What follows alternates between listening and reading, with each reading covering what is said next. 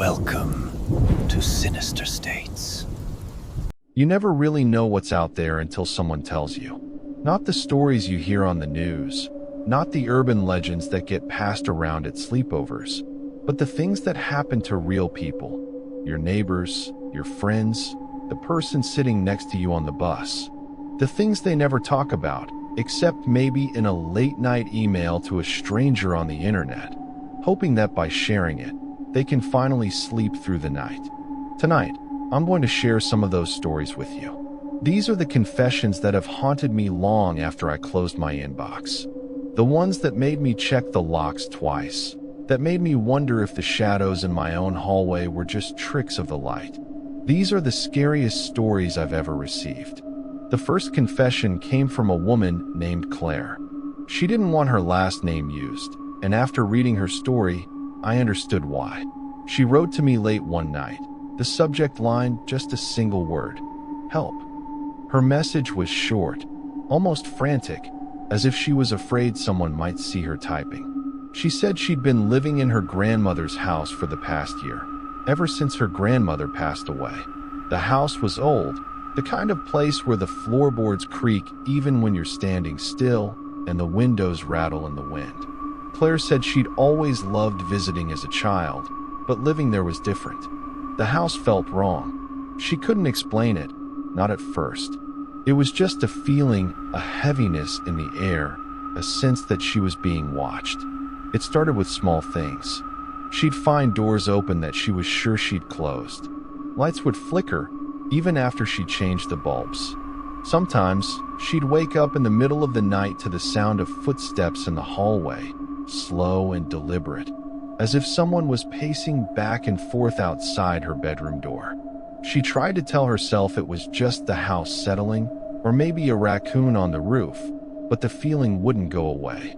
One night, she woke up to the sound of her bedroom door creaking open. She lay perfectly still, her heart pounding in her chest, listening as the footsteps came closer. She could see the shadow of someone standing in the doorway, tall and thin, with long arms that seemed to stretch all the way to the floor. She wanted to scream, but her voice caught in her throat. The figure just stood there, watching her, its head cocked to one side as if it was trying to decide what to do next. After what felt like an eternity, it turned and walked away, disappearing into the darkness of the hallway. Claire didn't sleep for the rest of the night. The next morning, she found muddy footprints leading from the front door to her bedroom. She called the police, but they didn't find any signs of forced entry.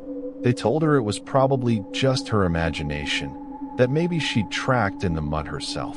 But Claire knew better. She started sleeping with a knife under her pillow, and every night, she'd push a chair up against the door. But the footsteps kept coming, and the shadow kept watching. She ended her email with a question: what do I do?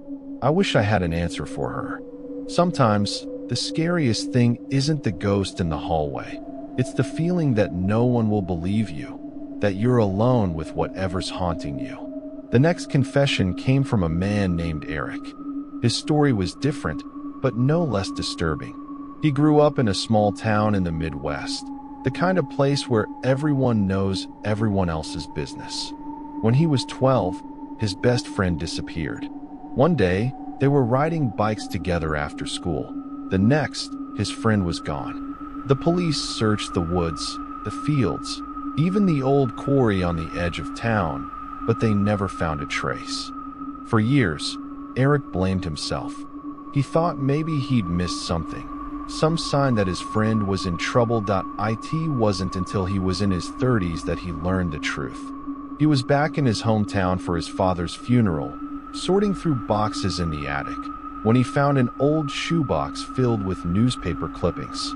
They were all about missing children, dozens of them, all from towns within a 100-mile radius. Some of the clippings were yellowed with age, the ink faded, but the names were all there. And in the bottom of the box, he found a photograph. It was a picture of his father, standing in front of a cabin in the woods, his arm around a boy who wasn't Eric. The boy looked scared, his eyes wide and pleading. Eric said he confronted his mother, and she broke down. She told him that his father had a dark side, that he'd been involved in things she couldn't even speak about. She begged Eric to burn the box, to forget what he'd seen. But Eric couldn't. He took the box to the police, and an investigation was opened. They never found enough evidence to charge anyone. His father was already dead, but Eric said he still dreams about that photograph. He wonders how many other families have boxes like his, hidden away in attics, filled with secrets that will never see the light of day. The third confession is one that still gives me chills every time I think about it. It came from a college student named Mia, who was living in a dorm on the edge of campus. She said she'd always been a night owl, staying up late to study or watch movies. One night, she was walking back to her room from the common area when she heard someone whisper her name. She turned, but the hallway was empty. She shrugged it off, thinking maybe she was just tired, but the whispers kept coming. Sometimes, she'd hear them in the shower or when she was brushing her teeth. Always her name, always just out of sight. She started sleeping with her headphones in, trying to drown out the sound, but it didn't help. The whispers got louder, more insistent. They started telling her things, secrets about her friends, about her professors, things she couldn't possibly know. At first, she thought she was losing her mind. She went to the campus counselor, who told her it was probably just stress.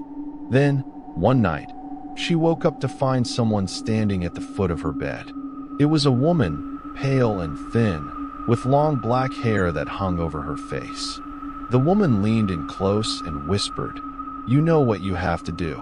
Mia said she felt a cold hand on her shoulder, and then the woman was gone. The next morning, Mia found a note slipped under her door. It was written in her own handwriting, but she had no memory of writing it. The note said, "Tell them the truth." Mia said she started having visions, flashes of things that hadn't happened yet. She saw her roommate crying in the bathroom, her professor getting into a car accident, her own parents fighting in the kitchen. And every time one of the visions came true, the whispers would get louder, more demanding. Mia said she finally broke down and told her friends what was happening. They didn't believe her, not at first. But then her roommate found a recording on her phone, hours of Mia whispering to herself in the middle of the night, repeating the same phrase over and over, "Tell them the truth." Mia said she eventually transferred to another school, hoping to leave the whispers behind. But sometimes, late at night, she still hears her name, carried on the wind. The next story came from a man named David, who worked as a night security guard at a warehouse on the outskirts of town. He said he'd always liked the quiet, the solitude of the night shift. But one night, he saw something that made him question everything he thought he knew about the world. It was just after midnight when he heard a noise in the loading bay, a low, guttural growl, like an animal in pain. He grabbed his flashlight and went to investigate, thinking maybe a stray dog had gotten in. But when he opened the door, he saw something he couldn't explain. There was a figure crouched in the corner, its back to him, its body twisted in unnatural ways. The figure turned, and David saw that its face was all wrong. Too many eyes, a mouth that stretched from ear to ear, filled with rows of sharp, jagged teeth. David said he froze, unable to move or even scream. The creature stared at him for a long moment, then slowly stood up and walked out the door, disappearing into the night. David called the police, but when they arrived, there was no sign of the creature, just deep scratches in the concrete floor and a trail of black, oily liquid leading out into the parking lot. David said he quit his job the next day. He moved to a different city, changed his phone number, tried to start over. But sometimes, when he's walking home late at night, he feels like he's being watched. He hears that low, guttural growl, echoing in the darkness, and he wonders if the creature is still out there, waiting for him. The fifth confession is from a woman named Sarah, who grew up in a house that everyone in her neighborhood said was haunted. She said she never believed in ghosts, not really, but there were things that happened in that house that she still can't explain. Doors would slam shut on their own, lights would flicker, and sometimes she'd hear voices whispering in the walls. One night, when she was 16, she woke up to find her little brother standing at the foot of her bed. He was pale and shaking, his eyes wide with fear. He told her that he'd seen a man in his room, a man with no face, who stood in the corner and watched him sleep. Sarah tried to comfort him, telling him it was just a bad dream. But the next night, it happened again. And the night after that, Sarah said she started sleeping with her brother in her room, but the man with no face kept coming. Sometimes, she'd wake up to find him standing in the doorway, his head tilted to one side, as if he was listening to something only he could hear. Other times, she'd see him reflected in the mirror, standing behind her, his faceless head looming over her shoulder. Sarah said she finally told her parents, but they didn't believe her. They said it was just nightmares, that she was scaring her brother. But Sarah knew what she'd seen. She said she still dreams about the man with no face, even now, years later. She wonders if he's still in that house, waiting for someone else to see him. These are just the first of many confessions I've received over the years. Each one is a window into someone else's nightmare, a glimpse of the darkness that lurks just beneath the surface of everyday life. As you listen to these stories, remember, the scariest monsters are the ones that hide in plain sight. The next confession I want to share with you came from a man named Luis, who grew up in a small border town in Texas. He wrote to me in the early hours of the morning, his message filled with a kind of desperate honesty that made it impossible to doubt. Luis said he'd never told anyone what happened to him, not his wife, not his priest, not even his closest friends. He said he was afraid that if he spoke the words out loud, whatever he'd seen would come back for him. Luis's story began when he was 17. He and his cousin Javier were driving home from a party late one night, the kind of night when the air is thick and heavy, and the only sound is the hum of insects in the brush. They were taking the back roads, trying to avoid the main highway, when they saw something strange up ahead, a woman standing in the middle of the road, her long black hair hanging over her face, her white dress glowing in the headlights. Javier slowed the car, rolling down the window to ask if she needed help. But the woman didn't move. She just stood there, her head bowed, her arms hanging limp at her sides. Luis said he felt a chill run down his spine, a coldness that seemed to seep into his bones. He told Javier to keep driving, but Javier insisted on stopping. He got out of the car and walked toward the woman, calling out to her in Spanish. Luis watched from the passenger seat, his heart pounding, as Javier reached out to touch the woman's shoulder. That's when she looked up. Luis said he'll never forget her face. Her eyes were empty, black holes that seemed to swallow the light, and her mouth was twisted into a smile that was all wrong, too wide, too sharp. She let out a scream, a sound so loud and piercing that it made the windows of the car rattle. Javier stumbled back, tripping over his own feet, and Luis saw the woman's arms stretch out, impossibly long, her fingers curling like claws. Luis screamed for Javier to run, but the woman was already on him, her hands wrapping around his neck. Luis jumped out of the car, grabbing the tire iron from the trunk, and swung it at the woman with all his strength. She let go of Javier and turned on Luis, her eyes burning with a cold, inhuman rage. Luis swung again, but the tire iron passed right through her, as if she was made of smoke. The woman let out another scream, and then she was gone, vanished into the night, leaving only the echo of her voice and the smell of burning hair. Luis and Javier drove home in silence, too shaken to speak. They never told anyone what happened, but Luis said he still dreams about that night. Sometimes, he wakes up to the sound of screaming, and he wonders if the woman is still out there, waiting for someone else to stop and help. The next story comes from a woman named Priya, who grew up in a bustling city in India. She said her family lived in an old apartment building, the kind with narrow hallways and flickering lights.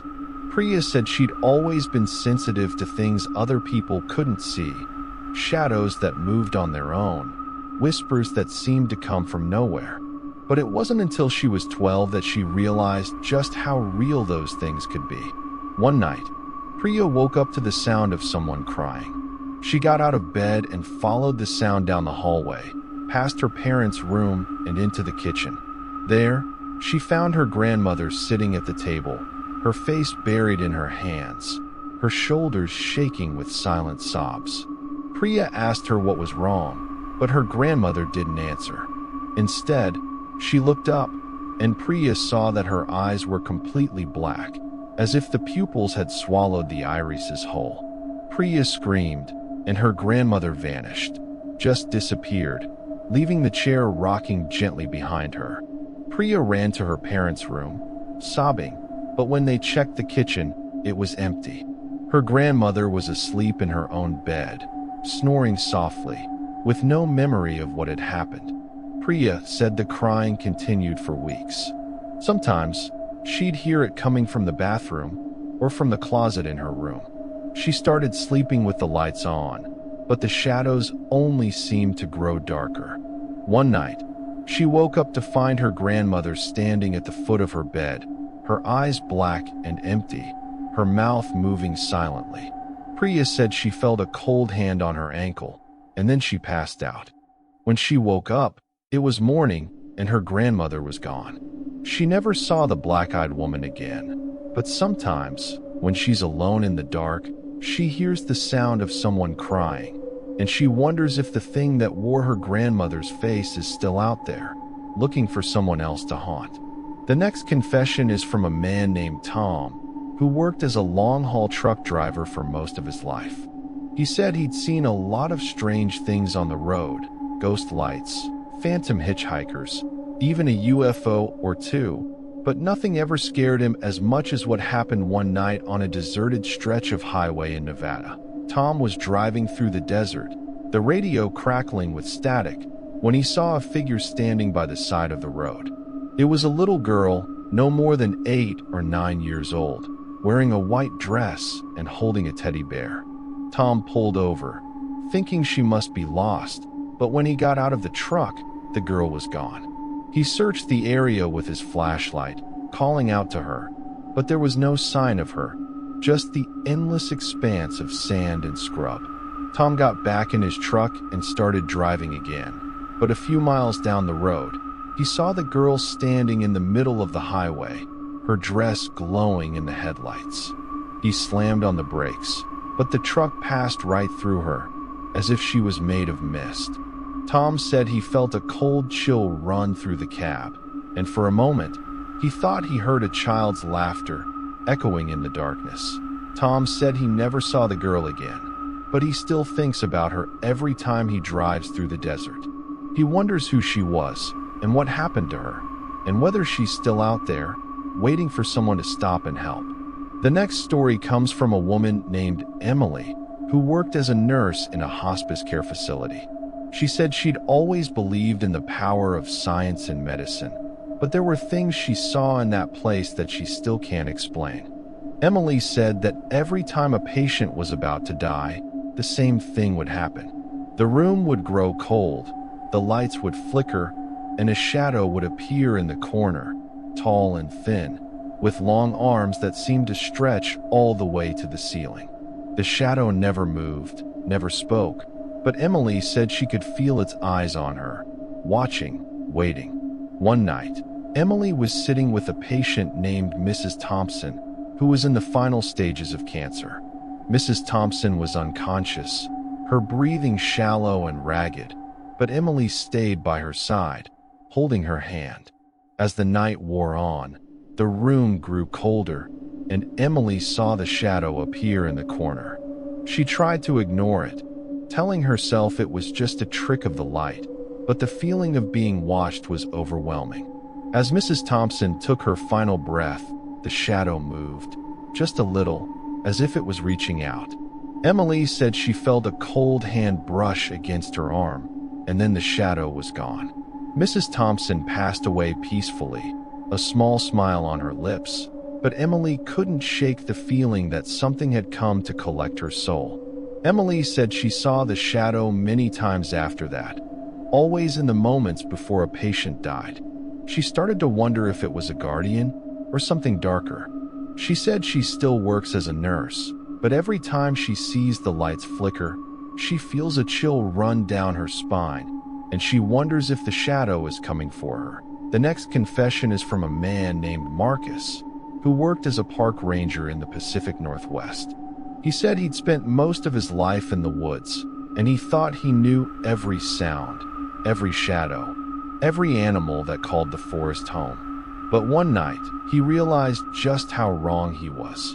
Marcus was on patrol, checking the trails for campers, when he heard a strange sound, a low, guttural growl, followed by the sound of something large moving through the underbrush. He shone his flashlight into the trees, but all he saw were shadows. He called out, thinking maybe it was a bear, but there was no response. As he walked deeper into the woods, the growling grew louder, more insistent. Marcus said he felt a sense of dread, a feeling that something was watching him, stalking him. He turned to head back to his truck, but the path seemed to twist and turn, leading him deeper into the forest. The trees closed in around him, their branches reaching out like fingers. Marcus said he started to run, his heart pounding in his chest, but no matter which way he turned, he couldn't find his way out. The growling was right behind him now, so close he could feel the hot breath on the back of his neck. He stumbled and fell, his flashlight skittering across the ground, and when he looked up, he saw a pair of glowing eyes staring back at him from the darkness. Marcus said he doesn't remember what happened next. He woke up hours later, lying on the forest floor, his clothes torn and his body covered in scratches. His truck was parked just a few yards away, the keys still in the ignition. Marcus said he never went back into the woods alone after that night. He still works as a ranger, but he always makes sure to stay on the trails, and he never ignores the feeling that something is watching him from the shadows. These stories are more than just confessions, they're warnings. They remind us that the world is full of things we can't explain, things that lurk in the darkness, waiting for us to let our guard down. As you listen to these stories, remember, sometimes the scariest things are the ones we can't see. Some confessions arrive in fragments, as if the person writing them can only bear to remember a little at a time. That's how it was with the story from a woman named Denise. Her emails came over the course of a week, each one a little longer, a little more desperate, as if she was trying to piece together a nightmare she'd spent years trying to forget. Denise grew up in a small town in Maine, the kind of place where everyone knows your name and your business. Her family lived in a big, drafty house on the edge of town, surrounded by woods that seemed to go on forever. She said she always felt safe there, until the summer she turned 14. That was the year the knocking started. It began as a soft tapping on her bedroom window, just after midnight. At first, she thought it was a branch in the wind, but the sound was too regular, too deliberate. Tap, tap, tap. She tried to ignore it, pulling the covers over her head, but the knocking came back every night, always at the same time. Sometimes, she'd hear footsteps crunching in the gravel outside, or the sound of someone breathing just beyond the glass. Denise told her parents, but they said it was just her imagination. Her father even went outside one night to check, but he didn't find anything. Still, the knocking continued.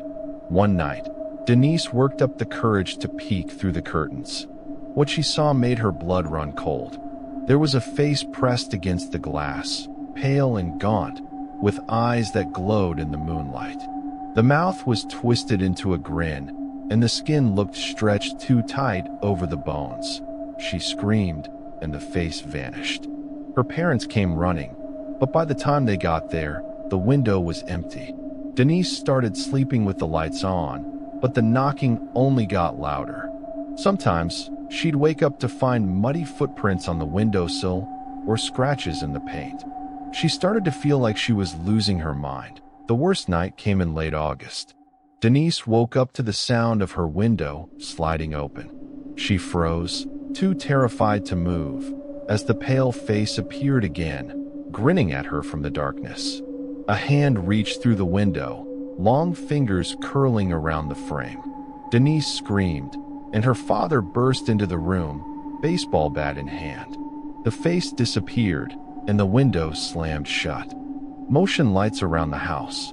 The knocking stopped, but Denise never forgot the face at the window. She said she still dreams about it, even now, decades later. Sometimes, she wakes up in the middle of the night, convinced she can hear that soft, deliberate tapping, just waiting for her to look outside. The next confession comes from a man named Greg, who worked as a paramedic in Chicago. He said he'd seen a lot of things on the job: car accidents, shootings, overdoses, but nothing ever shook him like the call he got one rainy night in October. Greg and his partner were dispatched to an old apartment building on the south side. The call was for a possible DOA, dead on arrival. When they got there, the building was dark and silent, the only light coming from a single flickering bulb in the hallway. They climbed the stairs to the third floor and found the door to apartment 3B standing open. Inside, the air was thick with the smell of rot and mildew. The apartment was empty, except for a mattress on the floor and a pile of dirty clothes in the corner. Greg's partner called out, but there was no answer. They found the body in the bathroom, a man in his 40s, lying in the tub, his skin pale and mottled. It looked like he'd been dead for days. As Greg checked for a pulse, he heard a noise behind him, a soft, shuffling sound, like someone dragging their feet across the floor. He turned, but the hallway was empty. His partner was in the kitchen, radioing for the coroner. Greg shrugged it off, thinking maybe it was just the building settling. But then he heard it again, louder this time. The sound was coming from the bedroom. Greg walked down the hall, his flashlight cutting through the darkness. As he reached the doorway, he saw a figure standing in the corner. A woman, her hair hanging over her face, her arms wrapped around her body. Greg called out to her, but she didn't move. He stepped into the room, and the woman looked up. Her eyes were black, empty sockets, and her mouth was sewn shut with thick, black thread. Greg stumbled back, his heart racing, as the woman started to move toward him, her feet dragging across the floor.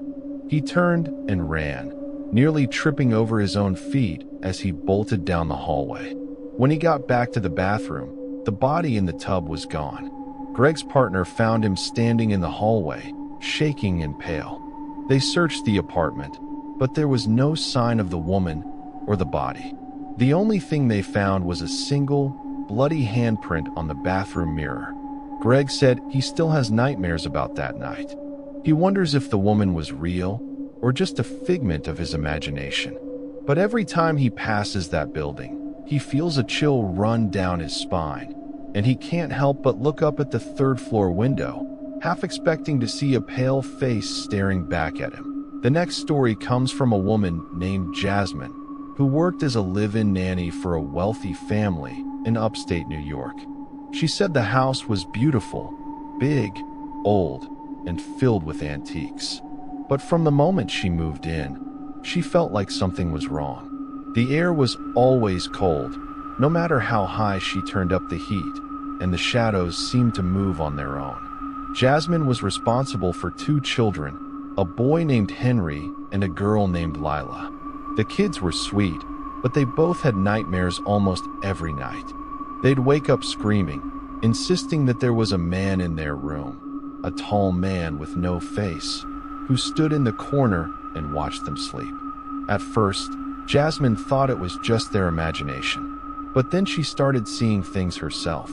Sometimes, she'd catch a glimpse of a shadow moving down the hallway, or hear footsteps on the stairs when everyone else was asleep. One night, she woke up to the sound of whispering. She followed the sound to the children's room and found Henry sitting up in bed, his eyes wide and unblinking. Jasmine asked him what was wrong, and he pointed to the corner of the room. "He's here," Henry whispered. "He wants to take Lila." Jasmine looked, but the corner was empty. She sat with the kids until they fell back asleep, but she couldn't shake the feeling that they weren't alone. The next morning, Jasmine found muddy footprints leading from the children's room to the front door. She asked the parents if they'd seen anything, but they just laughed it off. Jasmine said she started sleeping with the door locked and a chair wedged under the handle. But the nightmares continued, and the children grew more and more withdrawn. One night, Jasmine woke up to the sound of Lila screaming. She ran to the children's room and found the girl standing on the windowsill, her eyes closed, her arms outstretched. Jasmine grabbed her just as she was about to fall, pulling her back into the room. Lila woke up, sobbing, and said the man with no face had told her to jump. Jasmine quit her job the next day. She said she still thinks about Henry and Lila, and she wonders if the man with no face is still haunting them, waiting for another chance to take them away. The next confession is from a man named Andre, who worked as a night janitor at a hospital in Detroit. He said he'd always liked the quiet of the night shift, the way the empty halls echoed with his footsteps. But there was one floor he hated cleaning, the old psychiatric wing, which had been closed for years. Andre said the wing was always cold, and the lights flickered no matter how many times the bulbs were changed. Sometimes, he'd hear voices coming from the empty rooms, soft, pleading whispers, or angry shouts that seemed to come from nowhere. He tried to ignore them, telling himself it was just the building settling, but the feeling of being watched was overwhelming. One night, Andre was mopping the hallway when he heard a door slam behind him. He turned, but the hallway was empty. He kept working, but the feeling of being watched grew stronger. As he passed one of the old patient rooms, he saw a figure standing inside, a woman in a hospital gown, her hair hanging over her face. Andre called out to her, but she didn't move. He stepped into the room, and the woman looked up. Her eyes were wide and wild, and her mouth was twisted into a silent scream. Andre backed away, but the woman started to follow him, her bare feet slapping against the tile. He ran down the hallway, the woman's footsteps echoing behind him. When he reached the elevator, he turned to look back, but the hallway was empty. The next morning, he found muddy footprints leading from the patient room to the elevator. Andre said he never went back to the psychiatric wing after that night. He still works at the hospital, but he always takes the long way around, just in case the woman is still there, waiting for someone to notice her. These confessions are more than just stories. They're reminders that the world is full of things we can't explain, things that lurk in the shadows, waiting for us to let our guard down. As you listen to these stories, remember, sometimes the scariest things are the ones we can't see, the ones that wait for us in the dark. Some stories arrive with a sense of urgency, as if the person writing them is desperate to be heard before the memory slips away. That's how it was with the confession from a man named Owen. He wrote to me in the middle of the night, his words tumbling out in a rush, as if he was afraid that if he stopped typing, the thing he was running from would catch up to him. Owen grew up in a rural part of Pennsylvania, surrounded by thick forests and winding country roads. He said he'd always loved the quiet, the way the world seemed to slow down at night. But one evening, when he was 16, he learned that the darkness could hide things far worse than he'd ever imagined. It was late October, and Owen was driving home from a friend's house.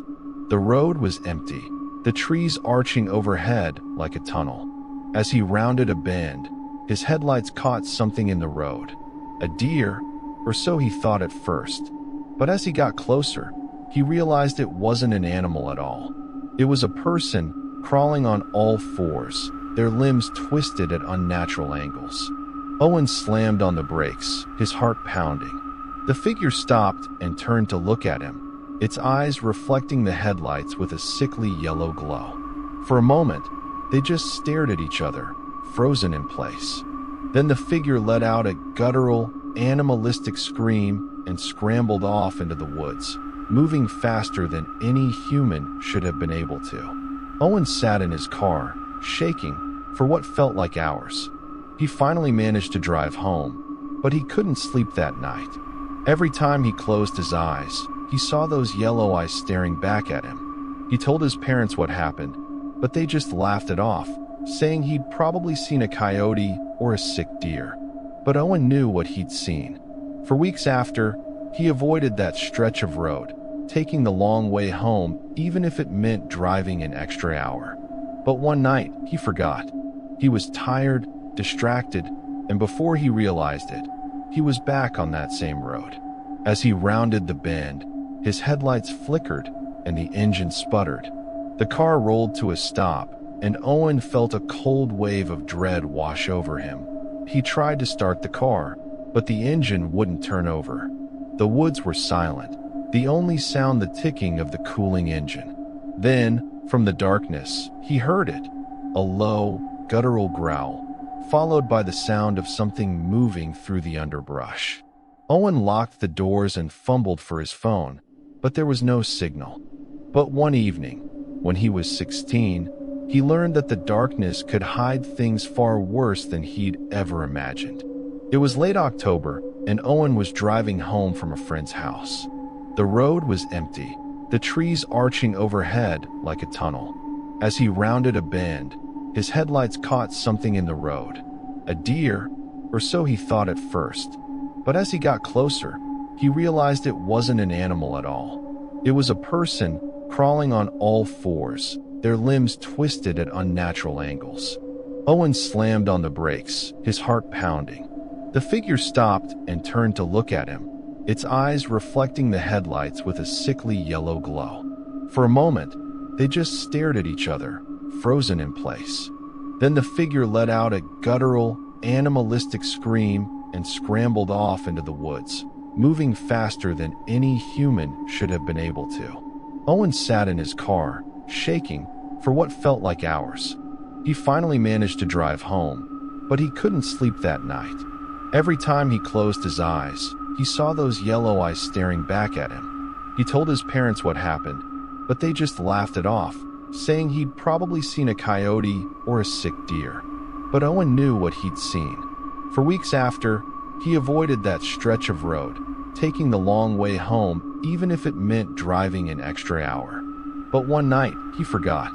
He was tired, distracted, and before he realized it, he was back on that same road. As he rounded the bend, his headlights flickered and the engine sputtered.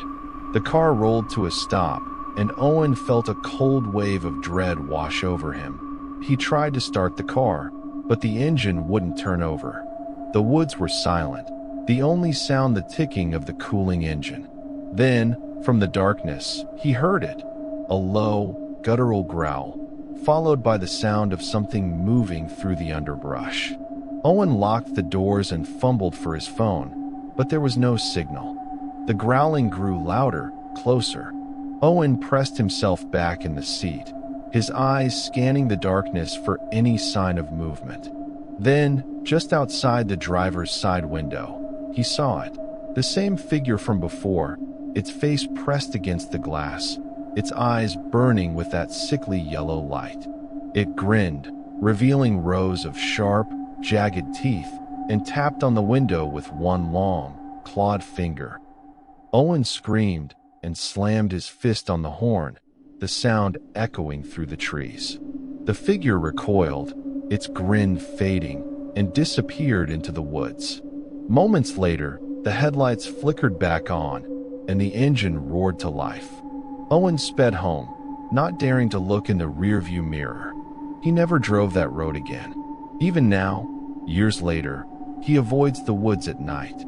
Sometimes, when he's alone in the dark, he hears that guttural growl, and he wonders if the thing he saw is still out there, waiting for someone else to come down that lonely road. The next confession comes from a woman named Tessa, who worked as a night manager at a roadside motel in Arizona. She said she'd seen her share of strange guests, drifters, truckers, people running from something or someone. But there was one night that stood out from all the rest, and it was just after midnight when a man checked in, paying cash and refusing to give his name. He asked for a room at the far end of the building, away from the other guests. Tessa thought nothing of it. People valued their privacy, especially at her motel. But as the night wore on, she started to feel uneasy. The man never turned on the lights in his room, and every so often, she'd catch a glimpse of him standing at the window, staring out into the parking lot. Around 3 a.m., Tessa heard a noise, a soft, rhythmic tapping, like someone drumming their fingers on the front desk. She looked up, but the lobby was empty. The tapping continued, growing louder, more insistent. Tessa got up to check the security cameras, but the monitors were filled with static. She walked down the hallway, her footsteps echoing in the silence. As she passed the man's room, she heard whispering, low, urgent voices speaking in a language she didn't recognize. She knocked on the door, but the whispering stopped. Tessa called out, but there was no answer. She went back to the front desk, but the feeling of unease lingered. Around dawn, she went to check on the man's room, but when she opened the door, it was empty. The bed was made, the bathroom spotless, as if no one had ever been there. The only sign that anyone had stayed was a single, black feather lying on the pillow. Tessa said she still thinks about that night, about the man with no name and the voices in the dark.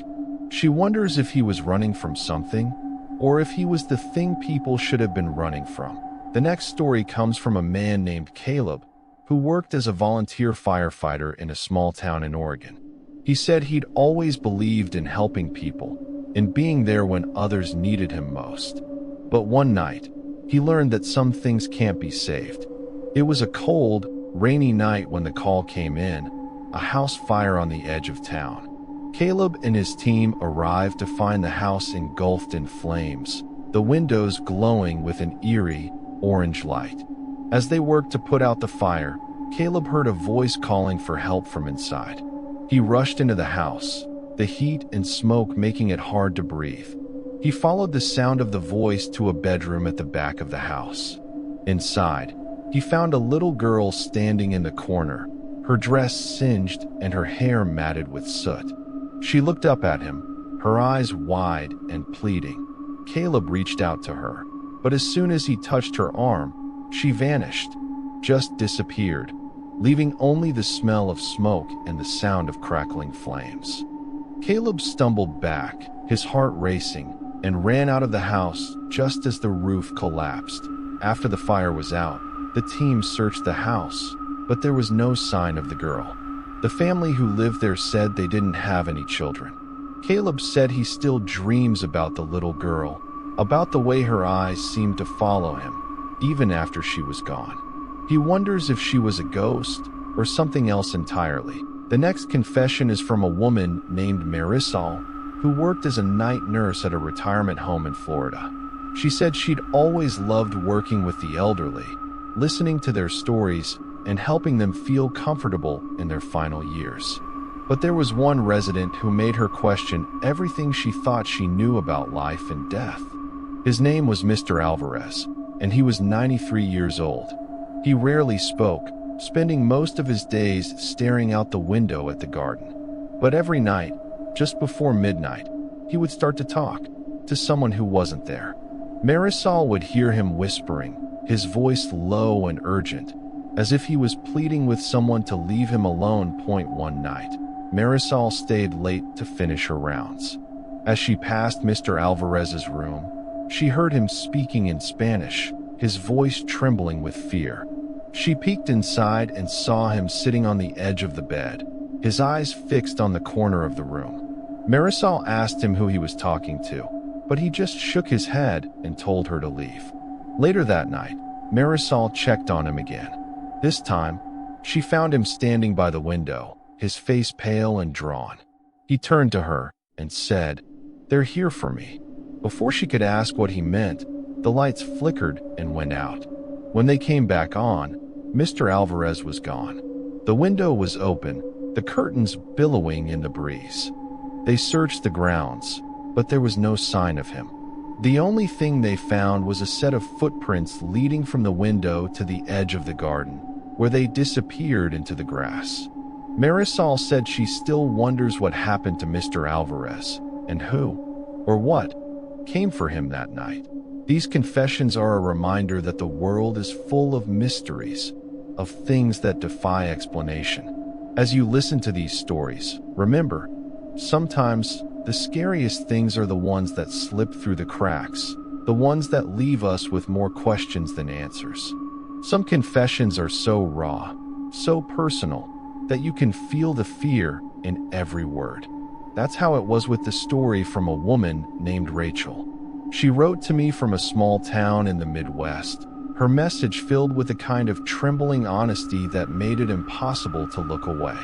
Rachel said she'd never believed in ghosts, never thought much about the supernatural, until the night she saw something she couldn't explain. Rachel was a single mother, raising her son, Ethan, in a quiet neighborhood where nothing much ever happened. She worked long hours at the local grocery store, and most nights, she and Ethan would eat dinner together, watch a little TV, and then go to bed early. But one night, everything changed.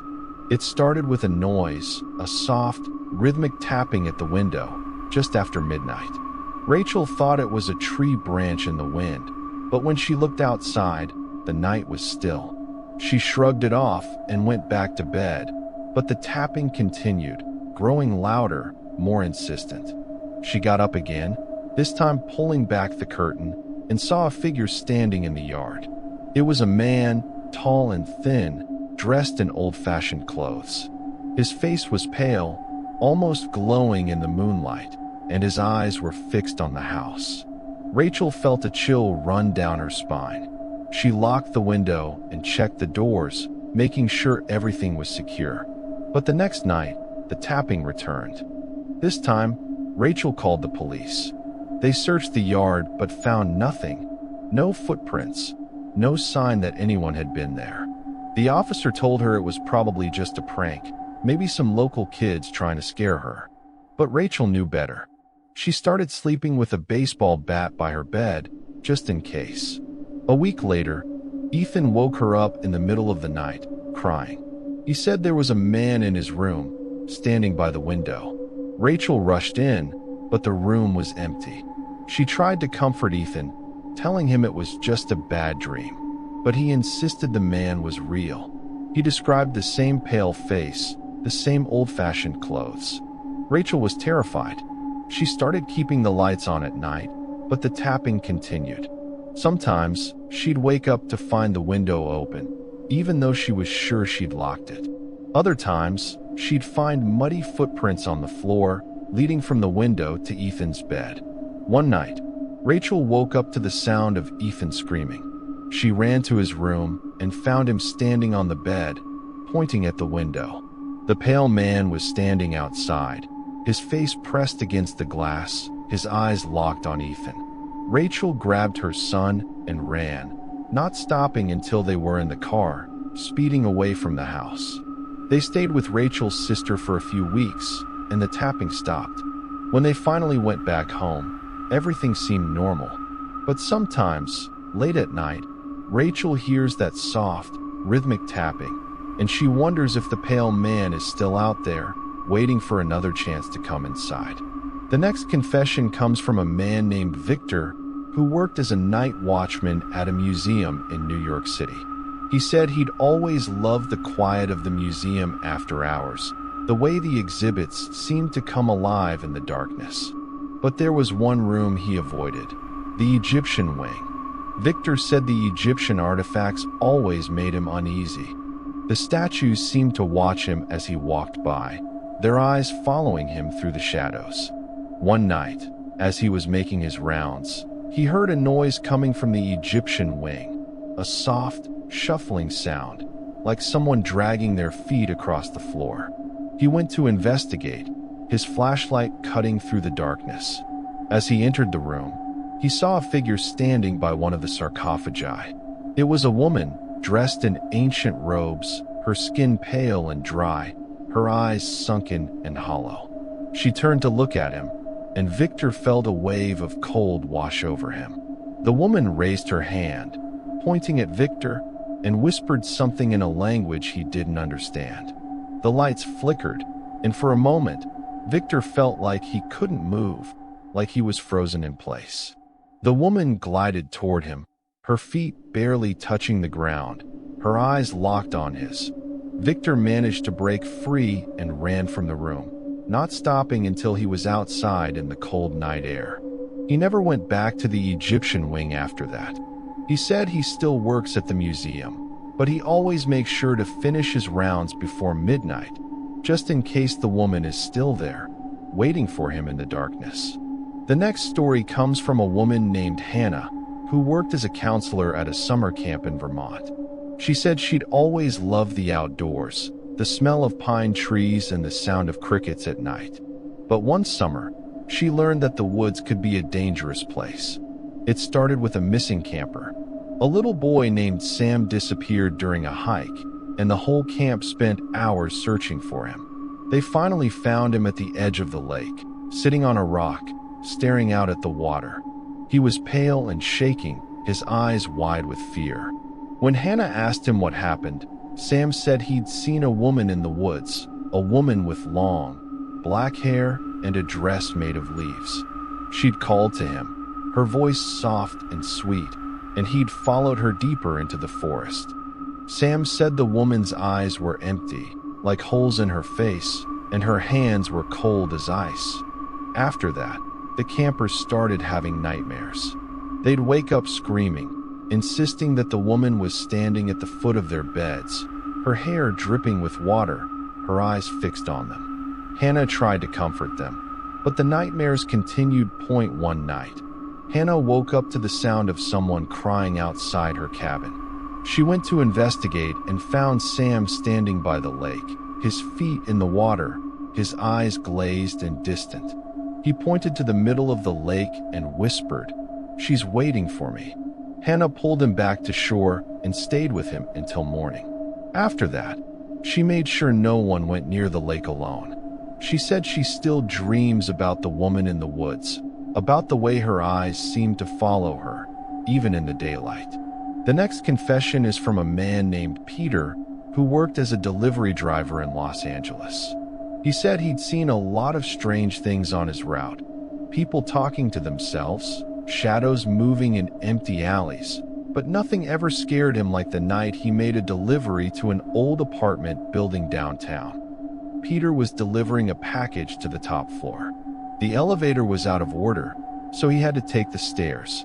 As he climbed, he heard footsteps behind him, slow and heavy, echoing in the stairwell.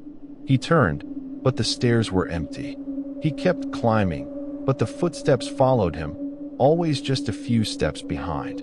When he reached the top floor, he found the apartment doors standing open. Inside, the air was cold and still, the only light coming from a single, flickering bulb. Peter called out, but there was no answer. He left the package on the table and turned to leave, but the door slammed shut behind him.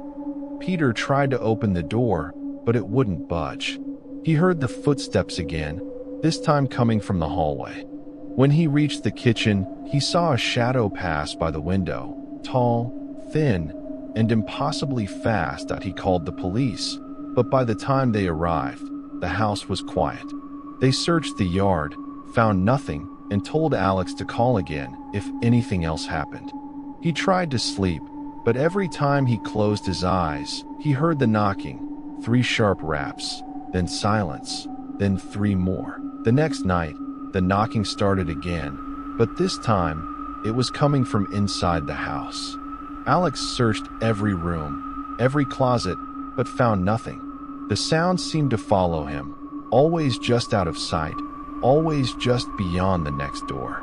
He started to wonder if he was losing his mind. Then, one night, He woke up to find a figure standing at the foot of his bed. It was the same shadow he'd seen outside, its face hidden in darkness, its eyes burning with a cold, unnatural light. The figure leaned in close and whispered, "Let me in." Alex said he couldn't move, couldn't speak. The figure reached out, its hand cold as ice, and touched his forehead.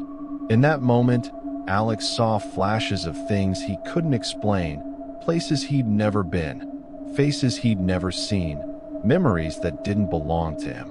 The figure whispered again, "Let me in," and then it was gone.